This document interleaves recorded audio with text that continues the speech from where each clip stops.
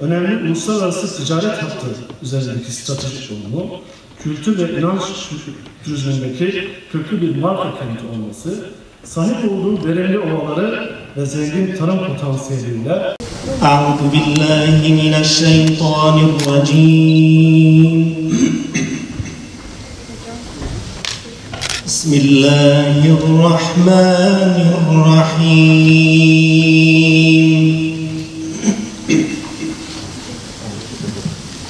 ولله ما في السماوات وما في الأرض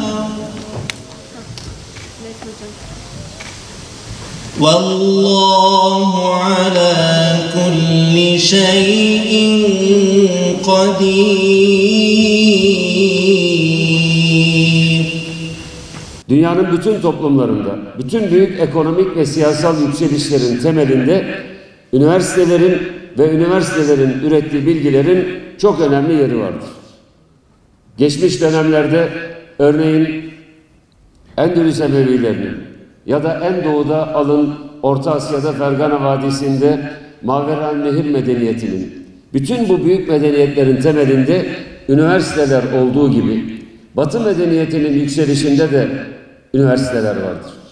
Sanayi devrimi eğer İngiltere'nin üniversiteleri, Avrupa kıtasının, kıta Avrupa'sının üniversiteleri olmasaydı, üniversitelerin aynı zamanda sanayi üretimine yaptıkları bilimsel katkılar olmasaydı herhalde sanayi devrimi gerçekleşemezdi. Aynı şekilde İkinci Dünya Savaşı'ndan sonra Japonya'nın ve Güney Kore'nin üniversiteleri, başarılı araştırma merkezleri olmasaydı İkinci Dünya Savaşı'ndan sonra Asya'nın yükselişi dediğimiz yeni bir süreçle karşı karşıya kalmazdı. Dolayısıyla Türkiye'nin gelişmesinin, kalkınmasının altında da hayatla iç içe olan, şehirle bütünleşmiş olan, üretimle ve bilgiyle gerçekten ciddi şekilde donanmış ve kavrulmuş olan üniversitelerimizin çok önemli yerleri vardır ve olacaktır.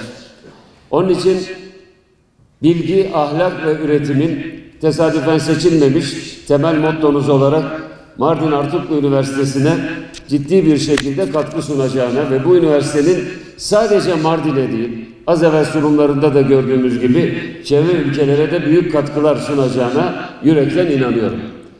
Üniversiteler kalkınmayı sağladıkları gibi aynı zamanda bölgelerini ve ülkelerini büyük birer medeniyet merkezi olarak tanıtan aynı zamanda kültür ocakları, medeniyet merkezleridir. Bu iki özelliği hepimiz biliyoruz ve bunun içinde üniversitelerimizi daha değerli hale getirmek, daha güçlü hale getirmek için mücadele ediyoruz. Bu çerçevede Türkiye'nin son yıllarda çok şükür üniversitelerinin hem sayısal olarak yükseldiğini görüyoruz. 76'dan bugün 207'ye çıkmış olan bir üniversite sayımız var. Ayrıca bugün 8,5 milyon civarında üniversite öğrencimiz var. 8 binin üzerinde doktor öğrencimiz var ve 250 bin yabancı öğrencimiz var. Bu yabancı öğrencilerimiz sadece bizim misafirlerimiz değil, aynı zamanda mezun olduktan sonra bizim kültür elçilerimizdir. Tabii ki üniversitelerin sadece sayısının artması yeterli değildir. Şimdi geldiğimiz noktada üniversitelerin seviyesinin artması, kalitesinin yükselmesi, Türkiye'nin üniversitelerinin uluslararası alanda rekabet edebilir üniversiteler haline gelmesi de ana hedefimizdir. Uzaktan eğitimle gerçekleştirilen bir akademik yılın ardından bu yıl yeni akademik yılına koronavirüs tedbirleriyle yüz yüze başlıyoruz. Bu bağlamda Sağlık Bakanlığımızın hazırladığı rehber çerçevesinde eğitim öğretim başta olmak üzere üniversitemizdeki tüm faaliyetlerimizi titizlikle sürdüreceğiz. Kentimizin önemli cazibe merkezlerinden biri olduğuna inandığımız üniversitemizin kent kültürü, sanatı, sosyal ve ekonomik yaşantısının içerisinde olması için çalışmalarımızı sürdüreceğiz. Sevgili gençler, hayatta yeni ufuklara yelken açacağınız bir yolculuğun başındasınız. O sebeple en başta kendinizi milli ve manevi değerlerimize her koşulda sahip çıkan, ülkesinin huzuru, refahı ve kalkınması için gece gündüz demeden çalışan bireyler olarak yetiştirin. Bunları yaparken Bölümünüzün gerektirdiği bilgi, beceri ve teknolojiyi de bünyenizde toplayın. Dünya Akademisi'nde güçlü bir sosyal bilimler üniversitesi olma şiarıyla yola çıkan ve 2019 yılından beri ahlak, bilgi, üretim mottosuyla akademik ve kurumsal vizyonunu sürekli geliştirme ve güncelleme çabası içinde olan Mardin Anıtkabir Üniversitesi olarak bizler, bilginin ilim, irfan, hikmet denklemde yerinden üretilmesi ve kendi coğrafyasının zengin ilmi ve kültürel sermayesini dikkate alan ve değerlendiren aklı selim, kalbi selim ve zevk-i selim sahibi bir gençlik yetişmesi anlayışıyla bilimde özgün, özgür, yenilikçi, paylaşımcı ve özne bir akademi oluşturma, inşa etme çabası içindeyiz. Son 2 yılda sosyal bilimlerin yanında bilimsel, akademik ve kurumsal kimliğimizi daha ileriye taşıyacak yeni odak noktaları belirledik.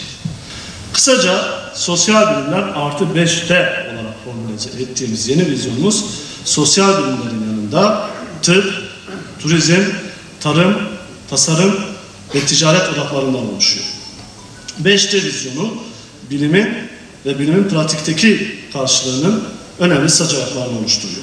Sosyal bilimler artı 5T vizyonu ile şehirleşmeden eğitime, sanayiden tarıma, sağlıktan turizme pek çok alanda Mardin'e ve ülkemize katkı sunmaya amaçlayan üniversitemiz bilim, üretim ve toplum arasındaki doğrusal ilişkiye odaklanıyor.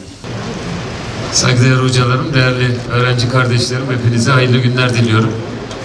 Bu güzel kampüste sizlerle birlikte olmaktan büyük bir memnuniyet duyuyorum.